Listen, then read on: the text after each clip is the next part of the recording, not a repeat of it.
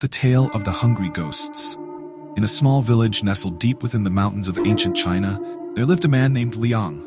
He was known throughout the village as a miserly and selfish person, hoarding his wealth and caring little for others. Even his own family, long since passed, was neglected. Their graves left untended, their spirits forgotten. As the years went by, Liang grew richer, but his heart remained cold. He had no children, no friends, and no one to mourn him. And his time came.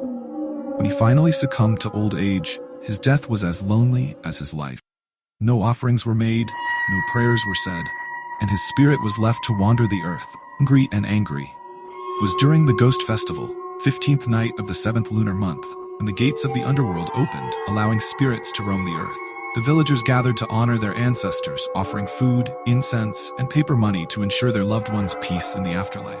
But Liang's spirit was not at peace.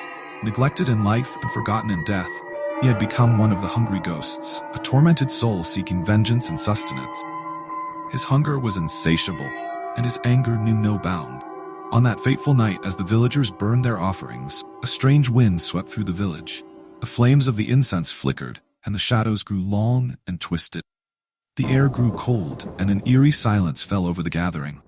Liang's ghost appeared, a wretched figure with hollow eyes and a gaunt, skeletal frame. He moved through the village, unseen but felt, his presence sending shivers down the spines of those who sensed something was amiss. He drifted from house to house, his hunger growing with each step, yet unable to consume the offerings meant for the honored dead. Finally, he came to the home of a young widow named May, who had lost her husband in a tragic accident just a year before. May was kind-hearted and devout, always caring for others even in her grief.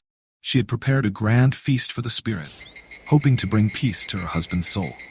As Liang's ghost approached, he was drawn to May's home by the scent of the offering. But when he tried to take the food, it turned to ash in his hands. His anger flared, and he let out a wail that echoed through the village, a cry of sorrow and rage. May, sensing the presence of a troubled spirit, stepped outside with her lantern, her heart filled with compassion. She saw the faint outline of Liang's ghost, its eyes full of pain and despair. Instead of fear, May felt pity for the tormented soul. "Why do you suffer so?" she asked softly, her voice trembling with empathy. Liang's ghost stared at her, his voice a whisper of the wind. "I was forgotten, abandoned in life and in death. My hunger is endless, my anger eternal." May knelt before the ghost, placing her offerings on the ground. "Take this," she said, "not out of obligation, but out of kindness. May it bring you peace." Liang hesitated, then reached out with trembling hands. This time the food did not turn to ash. He ate slowly, savoring the first true sustenance he had known in years. As he did, the rage in his eyes began to fade, replaced by a deep sorrow. "I was a cruel man in life," Liang confessed. "I wronged many, and now I pay the price." May looked at him with understanding. "The living can offer you forgiveness, but you must forgive yourself first."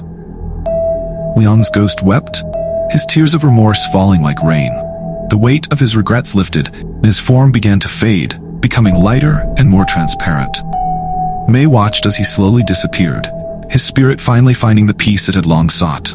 The next morning, the villagers found the remnants of the feast outside May's home, and they marveled at the story she told. From that day forward, they ensured that no soul was ever forgotten, no grave left untended.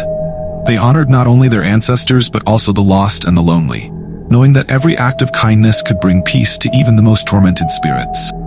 And so, the legend of the hungry ghosts lived on, a reminder of the power of compassion and the importance of remembering those who came before.